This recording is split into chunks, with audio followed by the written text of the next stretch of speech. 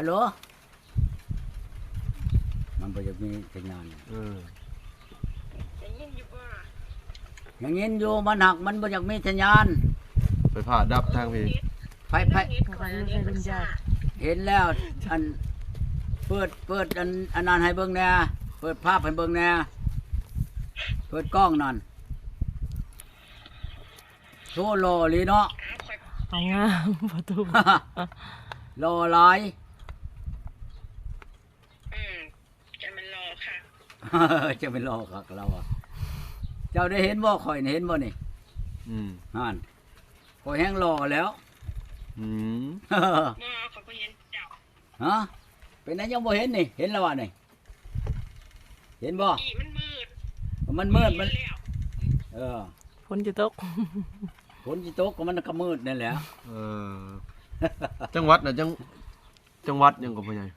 เจ้านั่นอยู่จังหวัดใดคนเบาแลถามว่าอยู่จังหวัดใด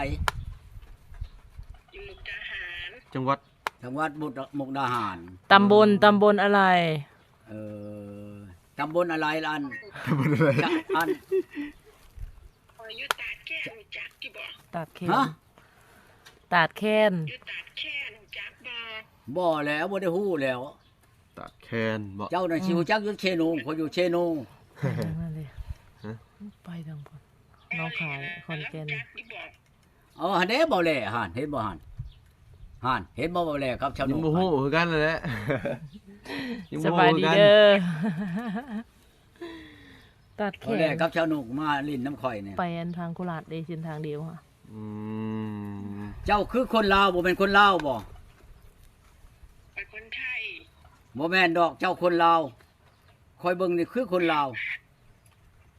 ก้อยเกิดอยู่ไทยเกิดน่ะเกิดพ่อแม่ไอ้น้องเจ้าเป็นคนลาวบ่พี่น้องก็เป็นคนไทยจ้าไทยเบิดจ้าคือว่าแม่เท่าใหญ่คือว่าอยู่สวรรค์อยู่นาเชงว่ะแม่ของแม่ข่อยอยู่สวรรค์หั่นแหละน่ะแม่ของแม่มันก็เชื่อชาติลาวแล้วแม่ของอันอยู่นาเชงนี่แม่ของแม่มันก็ลาวคักปัญญังแล้วอยู่นาเชงนี่แต่ข่อยบ่ได้เที่ยวไปดอกข่อยไปเห็นแต่ข่อยน้อยแล้วเดี๋ยวนี้ข่อยบ่ได้เคยไปข่อยบ่จักกาชิมาอยู่น้ำได้บ่มาอยู่น้ำข่อยพี่น้อย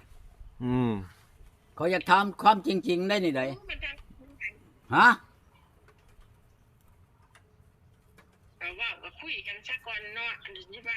เดี๋ยวนี้มาอยู่นำกันล่ะโยคุยไปเฮิงหลายเห็นบอกคุยกันกับมันเช้าอยู่อันเมืองโคงนั่นคุยไปคุยมายาแลแม่บ่เห็นหุงแม่ตาบอดอันนี้คือกันแล้วนี่คุยไปเฮิงไปเลยเจ้าก็เว้ามีแนวออกของเว้าได้เนาะสรุปว่าไปไม่เลยทางกันไปฮู้จักนิสัยใจคอกันซะบ่ก็ว่าสิจักปีจักเดือนจังสิเข้ากันใครได้ครับนี่อาทิตย์นึงหวังอาทิตย์นึงกูจักเนาะบ่เป็นหยังบ่ฮะเจ้าท่าข่อยบ่ได้ซะบ่อาทิตย์นึงนี่ก็ได้นั่นแหละคันเจ้าบ่ตัวข่อยตัวข่อยทานอาทิตย์นึงแล้วบัดว่าบ่เอาแล้วว่ะข่อยก็บ่อยากทาทั้งหมดแล้วถ้าคนบ่เอาคือข้ามไปเมื่อเลยทามดูเห็นกันมื้อนี้ก็สิว่าปุ๊บปั๊บเมื่ออยู่เลยโยคนใจฮ้อนเนาะพ่อใหญ่มันใจฮ้อนได้ข่อยวัยรุ่นเนาะของว่าคนอยู่ผู้เดียวมันก็ใจฮ้อนแน่แล้วว่ะคันเจ้ามานึงเห็นบ่คันเจ้ามานอนอยู่พี่นั่นนึ่งข้าวให้ข่อยกินมาเช้ามาแลงนี่ปีนึงก็ได้สิมาบ่มานึ่งข้าวให้ข่อยกินอยู่ในเฮือนนี่ปีนึงข่อยสิท่าเจ้าตัวอันนี้บัดนึ่งข้าวบัดข่อยตึงเอาเองข่อยน้ำตักเองข่อยเฮ็ดกินก็เฮ็ดกินเองนึ่งข้าวก็นึ่งข้าวเองผูกงัวผูกควายข่อยเองคันเจ้ามาอยู่น้ำข่อยนี่ผูกงัวกับเจ้าผูกเฮ็ดกินกับเจ้าเฮ็ดฟังเราเว้านี่เราเว้าเราเว้ากับเจ้าอยู่นะมาบ่มาอยู่น้ำข่อยปีนึงข่อยสิท่าเจ้า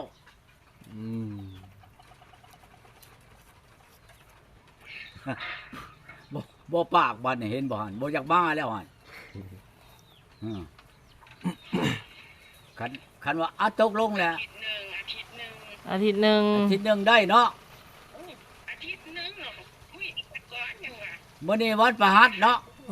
วันพุธ วันพุธมื้อนี้เนาะพอดีฮอดวันพุธ ก่อน ฮอดวันพุธแล้วตกลงเนาะนี่ละบ่ฮอดวันพุธสิมานี่ตกลงเนาะ อย่างนะ เอามื้อนี้วันพุธจะว่าอาทิตย์หนึงแล้วก็พอดีฮอดวันพุธหน้านี่ก็ตกลงแล้วมื้อนี้นาน7ค่ำเนาะ7ค่ำวันพุธ8พฤหัส9ศุกร์10เสาร์11 10 12จันทร์13คาน14พุธพอดีมื้อ14พอดี อืม พอดีมื้อ14บัดบ่แม่นนั่นเกือบหลับได้มื้อ15วันพฤหัสพอดีหลับมื้อวันพฤหัสได้อยู่ แม่นบอก แม่นพูดตกบ้านพฤหัสตกป่าพอดี14ค่ำ จะไปเมื่อเดือนทามด้วยนะ คำหนึง ทางเรื่อย ช่างแก้วขึ้นชื่อโฮงคำ2คำผีบังถ้ำประชา3คำล่างมือถ่าค่อยกิน4คำไปตีนช่องแดด5คำผีวร้อนปองเอา6คำลงจะเผาไปฆ่า7คำขออยู่ป่าคอยชน8คำชนโอนบ่แล้ว9คำถึกเขียนพระราม10คำหาความงามบ่ได้11คำขี้ให้เกิดเป็นหนี้12คำบ่มีหนี้จักหยาด13คำช่วยราชชมพูแม่นบ่หนอมบ่ อืม 14คำชัดตูปองขาบ่ได้เด้อบ่ได้ถึกชัดตูปองขา15คำประท่องป่าพี่หลวงออกไม้คำหนึงซะสิเอาช่างแก้วขึ้นสู่โฮงคำสิเอามาโลดเดือนหาออกไม้คำหนึงสิเอาไปเอาเจ้าได้บ่ เดือนไหน เดือนหาเอาไม้คำหนึงพอยสิไปก็บ่แล เดินหาบ่ ไม่ได้มา แม่กัน2 คนเด้อ ไปชมก็บ่แลนี่แล้วชาวนุกเดี๋ยวบ่ให้ไปบ่ชาวนุกฮะ เราบ่ต้องมาหลายก็ได้ บ่แล้วชาวนุกก็อยากเห็นหมกหนอนอยากเห็นหมกทหารนั่น อยากเห็นเฮือนเจ้านั่น บ่มีก็ ฮะ มีมากันหลายนะ 3คนเด้อ สนุกอยู่ท่าอยู่อื่นใกล้ 3กับ3ดอกข่อยบ่มีเงินซื้อกับข้าวเลี้ยงจะได้จะมา เอาแล้วเว้าแน่นอนบัดเจ้ามาหาข่อยได้ฉันเจ้าสิถือเข้ามาจะพุ่นบ่บ่ข่อย บ่มีดอก ข่อยสิ เลี้ยงคนละเนาะ ข่อยสินึ่งเข้าไปจะพี่ก็บ่แลครับบ่ได้เลี้ยงเข้าก็ดี เลี้ยงก็แต่งมาโลดข่อยบ่มีข้าวนี่น่ะ ยังไม่ได้อุดหนาเลยเลยเราไม่มีเงินซื้อข้าวได้ อืมครับนั่นน่ะมันจักโมงเลยนะ ช่องมง นัดว่าสิเข้าสวรรค์ต้องคอยได้นะ เจ้านี่บ่แม่เฒ่าว่าพันว่าอันค่อยเป็นผัวเจ้าตะกี้นั่นแม่เฒ่าเว้าน่ะแม่นบ่ ใช่บ่ เอาแม่เฒ่าว่าวานนี่เด้แม่เฒ่าว่าพันว่าอันเจ้านั่นเป็นลูกเขยข่อยตั้งแต่ก่อนพ้นแล้วอ่ะข่อยจังขึ้นฮอดนี่แม่เฒ่าเว้าน่ะถามแม่เฒ่าว่า อืมอย่างนั้นเนาะอย่างเนาะ ข่อยเป็นผัวเจ้าแต่ชาติก่อนพุ่น ป๊อป แล้วมาเกิดแล้วเจ้าไปตกอยู่เมืองไทยข่อยละมาตกอยู่เมืองลาวลมมันจัดผัดไปคนแก่เราอ่ะมันลมมันแท้ผัดไปคนค่ำ เนาะ วันนี้ละมาพ่อพบกันบัดนี้น่ะ อ่าเด้อ เจ้ามาพ่อ โอ้ในหนังเนาะ เจ้ามาพ่อเมียเก่าเจ้าแล้วเราบัดนี้ คือสิแม่นเนาะพุ่นนี่เนาะพ่อใหญ่เนาะ จักว่าชิแม่นหรือบ่จัก เออ ข่อยเบิ่งชี้หน้าก็จะคือเมียเก่าคนตะกี้อยู่ แม่นแต่แท้บาดนี่ คือคักกันแล้ว โยหมอหุ่นหมอถอยนะสิแพ้หมอหุ่นบ่ เมื่อเยื่นข้ามไป บ่ได้ไปลงคลิปทางไหนบ่ บ่ได้ลงใช้ย่าแหละย่าหึงแหละถ้าเจ้ามาจะก่อนจะขี่ลงกับเจ้า ให้เขามาจ้างเบิ่งมาแล้วค่อยสิอัดประตูเมียนในเฮือนนี่ ป๊อด ใครอยากเบิ่งว่ามาเบิ่งบัดนี้จ้างเบิ่งเทื่อหนึง300 บาท ป๊อดรวยเด้อพ่อใหญ่เนาะ ค่อยสิคังเจ้าเมียในเฮือนนี่แปลว่ามาเบิ่งเด้อค่อยเอาคนนั้นอีสาน มุกดาหารค่อยว่าสิน่ะใครอยากเบิ่งแล้วมาเบิ่งจ้างเบิ่ง ผู้หนึ่ง300 อ๋อตัว บ่แลอยากมาลงชิปข่อยเอา1,000 อ๋อ ผู้ ตั ล ว งชิปเด้มันออกต่างประเทศเด้บัดนี้ บ่เลยได้แต่พัดกี่บ่เลยได้แต่พัด เด้ กี่ อ ได้แหละนะ พังเด้อบัดข่อยไปนี่หาเจ้าก็บ่แลลงชิปได้บ่ไปลงชิปอยู่พุ่นน่ะ งาบ่ได้ เอาเวลาเฮาคุยกันนะบ่แท้บ่แลบ่ได้แม่นว่าลงบ่อื่นลงเฮาสองคนนี่นะ บ่ได้บ่ สบายดี มาชนิดขึ้นหล่อ โอ้ยหล่อแต่เก่า ฮะ นั่นพ่อใหญ่สิเอาเมียคนไทยนะหันเบิ่งดู ชาวเมียคนไทยอีกเลย เอาแล้วนี่ชาวโคยโมกพุ่นนี่ ฮะ เห็นแล้วบ่นี่เนี่ยมะหันบ่แลเฮ็ดได้เลยเด้นี่ โอ้ เห็นบ่แลเฮ็ดกับชาวนกเฮ็ด เมียคนไทยแล้วอันนี้เนาะ อยู่คอยก็มีเขียนบนคอเลย หึเจ้าคือมีบ่เห็นบ่นี่เจ้า เห็นอยู่ เห็นแล้ว แม่ แน่ ว่านี่มีเบิดครบบิด เจ้าตกลงแท้บ่สิมาอยู่ลาวแท้บ่ แต่คอยคุย ต้อง กั ไง นไปสักก่อนกับเจ้าน่ะ อืม โอ้ยคอยรถขี้ข้านอยากท่าเจ้าเด้ อืม เพิ่งแท้นี่อาทิตย์หนึงพุ่นทานเป็นผลปัญฮะ จะไปทางอื่นเราใจฝ่าเจ้าอยู่นั่นนี่สิบ่ได้บ่ โอ้ยเจ้าเห็นเน็ตคอยเห็นอันนั้นคอยมันเป็นปี2 ปีผ่านมาแล้วมันยังให้คอยท่าไปอีก เมื่อยทาเลยวะ ถาไปสักก่อนไปหาจะคุยเจ้าได้มื้อนี้เห็นหน้าเห็นตาเจ้ามื้อนี้ อันนั้นแล้วจะว่าคอยสิไปเดือน5เอาไม่คำหนึงนี่แหละไปกับเบาแลนี่ปงฮีดปงคลองแล้วเอาเจ้ามาโลดบ่ได้บ่ ให้มันได้อาทิตย์หนึงสักก่อนแล้วจังว่ากัน บ่เป็นหยังคอยสิคอยอดชาท่าดอก เดี๋ยวจะไป3คนถึงบ่น้อมนำนี่บ่น้อมก็มานี่ เบาน้อมก็มาเลยนี่ ไป เจ้าเบาน้อมแน่ไปนำนี่ อ่า ไปเลยบ่ลงชิปบ่อื่นลงแต่เจ้ากับข่อยน่ะอย่า บ่ให้ไผมาเข้าใกล้อยู่หั่นเจ้ากับข่อยนั่งเฮียงกันแหละให้อันเบาแลกับ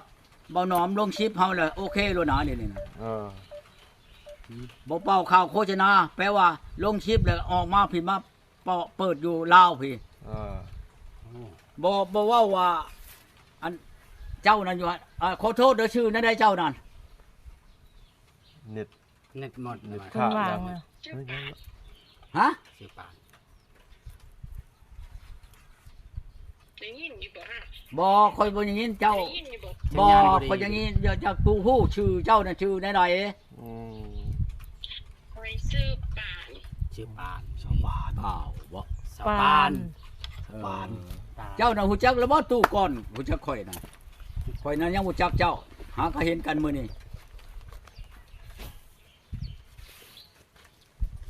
ข่อยคนแก่เลยได้เจ้าสิเอาได้บ่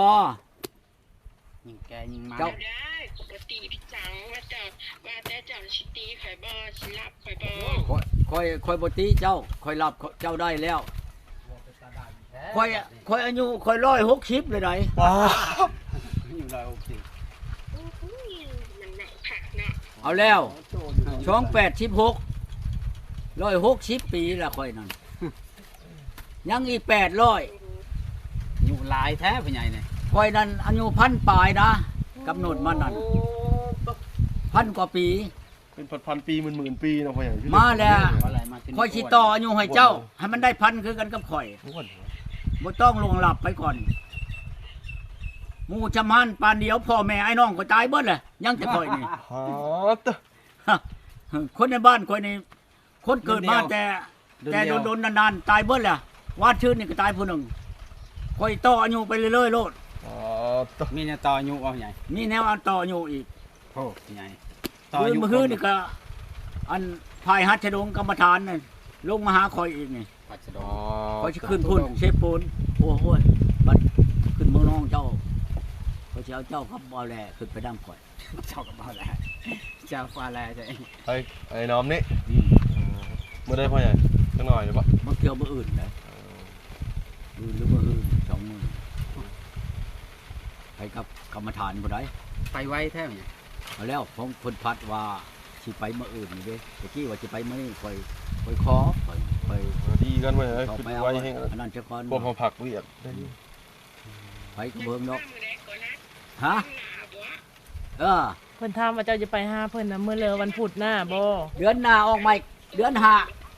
ออกใหม่คำหนึง มากับสองคนเด้อ สองคนนั่นล่ะ 2คน3คนนั่นแหละ